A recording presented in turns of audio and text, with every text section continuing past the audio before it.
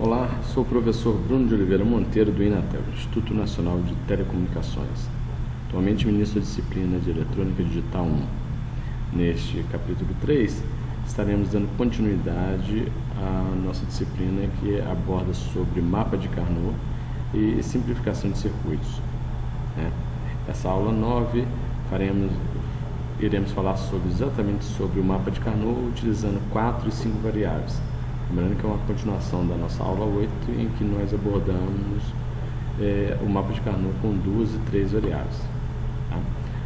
Lembrando que esse é um material complementar ao nosso estudo e que é fundamental a sua participação em sala de aula e que faça todos os exercícios que estamos propondo durante as aulas do curso. Okay? Vamos lá.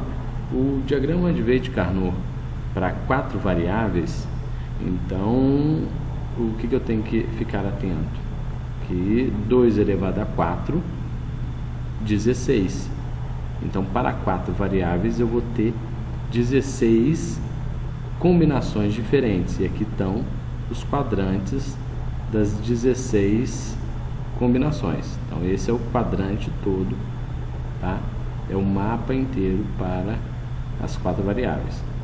Lembrando mais uma vez, eu tenho aqui A barrado, B barrado, A barrado, B, AB, percebem aqui, ó, AB, e depois AB barrado.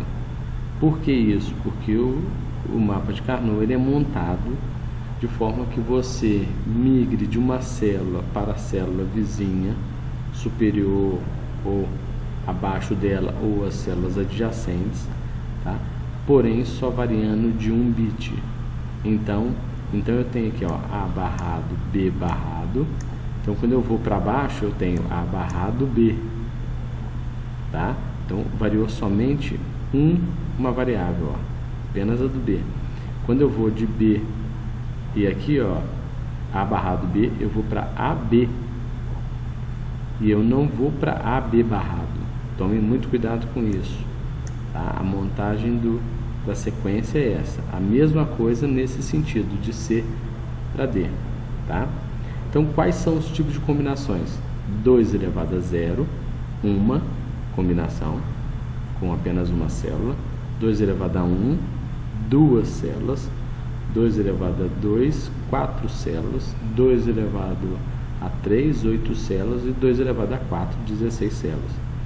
Portanto, não existe combinação de 3 variáveis, de 3 células. Não existe combinação de 6 células. Não existe combinação de 5 células. Tá? Fiquem atentos com isso. Então, vamos lá. Combinação de uma célula só. Combinação aqui de 4 células. Tá? Combinação de 8 células. Olha lá. Olha que interessante. Em sala de aula nós apresentamos esse tipo de combinação. Existe aqui, eu posso ter 4 1s aqui e combinar com os outros 4 1s que estão nessa lateral. Por quê? Porque o mapa de Carnot ele se fecha, ele forma como se fosse um círculo, tá? Então eu posso fazer esse tipo de combinação. A mesma coisa eu posso combinar também as extremidades, esse ponto com esse ponto, com esse ponto, com esse ponto, ó. Eu posso combinar isso daí. Vou mostrar em alguns exemplos para vocês. E olha lá, e uma combinação com 8 células aqui também, tá? Vamos dar um exemplo. Esse tipo de mapa, eu posso fazer uma combinação, que é essas 4, tá? E aí o que eu tenho? O que é comum nas 4 células? O que se repete nas 4 células? Quais são as variáveis que se repetem? Tá? Nas 4 células eu tenho as variáveis A barrado, ó. Em todas elas eu vou ter A barrado. Por isso que é importante você pegar aqui do lado, ó, e montar um mapa todinho, colocando lá dentro de cada quadrante, ó, monta ele aqui, ó, montei aqui rabisquei aqui do lado aqui, só para vocês terem ideia, mas monta ele aqui e coloca aqui de dentro aqui, ó, quais são as variáveis, ó, dentro de cada um, tá? Dentro de cada um deles aí, coloca aí o que é a variável, tá? E aí vocês vão ter condições seguinte, entre essas duas células, o que é comum, e assim vai. Tá? Então eu posso saber que é comum o A barrado e o C barrado. Agora, olha lá, eu tenho essas 4 de cada lado, que elas podem se juntar. Na hora que eu fecho esse ciclo, esse círculo, tá? Elas se encontram. Então eu posso combinar as 4 de uma lateral com as 4 da outra lateral. E aí o que é comum? O que é comum? Olha lá, vocês vão reparar que o que é comum, ó, é D barrado, ó. Tá? Olha lá, D barrado. E aí o seguinte, reparem uma coisa, quanto mais células combinadas, menos variáveis vão aparecer, porque você simplificou mais ainda. Tá? Então qual é o resultado? S é igual a barrado, C barrado ou D barrado. Tá? E quando é combinações para 5 variáveis?